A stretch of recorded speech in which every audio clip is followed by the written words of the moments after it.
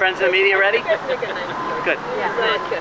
Good morning, and thank you all for joining us today, especially our representatives from Citizens Climate Lobby, Rochester Youth Climate Leaders, Rochester People's Climate Coalition, and the many advocates and activists who are standing alongside us both physically and in spirit as we seek to declare and state that we have a global climate emergency.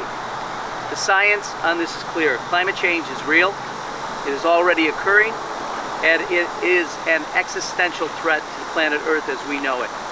Behind me, we chose this particular point of view for a reason. You can see for miles the trees, the views of this beautiful city, the wildlife in the park below, and the reservoir just to behind you that supplies drinking water for the city of Rochester that is clean and free of pollution. This park and all the things that we associate with it underscores exactly what we are all fighting to protect. The current pace of global average temperature rise puts approximately half of all planets and animals on Earth at risk of extinction.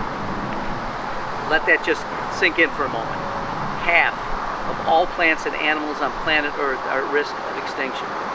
Indeed, scientists predict climate change will produce catastrophic results by the year 2050, including days of lethal heat, collapsed ecosystems, and more than 1 billion people displaced unless immediate action is taken. The future of our food supply and sources, our ecosystems, our clean air and water, and parks like this are all very much in jeopardy.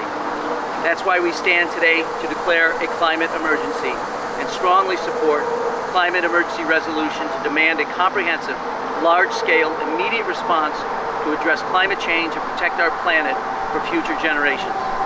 To support the goals outlined in the climate emergency resolution, I'm proud to sponsor a package of legislation aimed at reducing our national carbon footprint, protect our critical natural resources, and safeguard our environment. I'm especially pleased to co-sponsor House Bill 763, the Energy, Innovation, and Carbon Dividend Act, to help our nation transition away from the use of carbon and fossil fuels and create a more sustainable economy. This bipartisan legislation, which we'll hear more about shortly from our friends at Citizens Climate Lobby, is a significant step forward in our efforts to address climate crisis. Unfortunately, we face a president and his administration that continues to deny the severe and impending threat climate change poses and continues to cut funding to the agencies seeking to fight its detrimental effects. That's why it's more important than ever for Congress to take action. In addition to the Energy, Innovation, and Carbon Dividend Act, I'm proud to co-sponsor the Climate Action Now Act to reaffirm our commitment to the Paris Climate Agreement and prevent any federal funds from being used to pull out of it.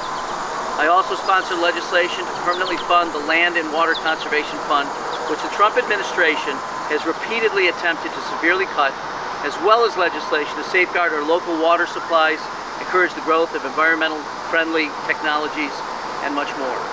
Climate change is the defining issue of our time, and how we respond to it will determine the fate of generations to come. I think about this when I see my children, and I think about it when I look in the faces and the eyes of my grandchildren. We must take bold, decisive action to save our planet, and we must do it now. I'll continue to fight every day in Congress to advance the measures that we have before us and ensure we leave behind a healthy, clean, vibrant world for future generations.